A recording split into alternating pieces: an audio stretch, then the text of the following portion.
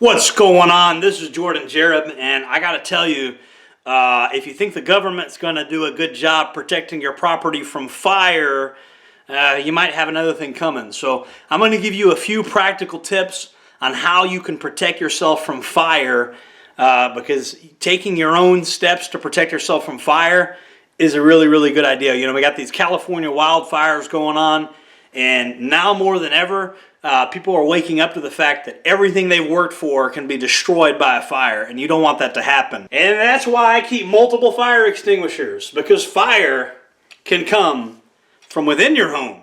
You know what this thing is? It's not that expensive. It's called a smoke alarm. Get one. Get a smoke alarm. It could save your life, literally. You should get a metallic garden hose, like the one I have, and you should have it to where it spans most of your property, at least to where you can go around the entirety of your house, right?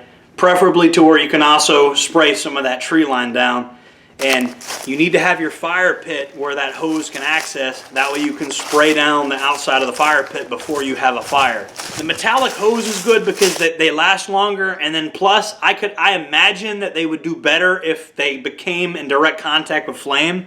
I don't think they would melt as easily as like a rubber hose. I believe a rubber hose would melt a lot faster than that metallic hose. The overwhelming majority of these fires are entirely preventable, and there's little things you can do, not just to protect yourself, but your entire community. Make sure people are practicing proper fire safety. There's nothing worse than an entire community burning down because of one idiot. If you own your own property, I strongly suggest having a piece of property where your house isn't right next to a bunch of foliage and trees and stuff that can catch on fire. There's good security reasons for this too. It's not just because of fire. You also want good sight lines. You want to create a big linear danger area for anybody that may be trespassing your property. But another reason you want big open space on your property, even if you have some trees, you can have trees. I have plenty of trees. It's just there is a space between my house and my trees. I don't like trees right up on my house. I don't like trees falling on top of my house if there's a hurricane.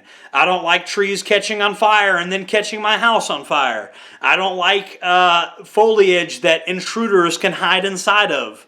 I'd rather intruders have a giant linear danger area, right? So that's one huge recommendation. If you have property, go ahead and clear out that brush next to your property. I know this is big, the wildfires, but you know, I don't want you guys thinking that wildfires can only happen in California. They have happened in Florida before. Now in Florida, we have better government, and we have controlled burns, and we have better environmental policies that keep these fires from getting out of control.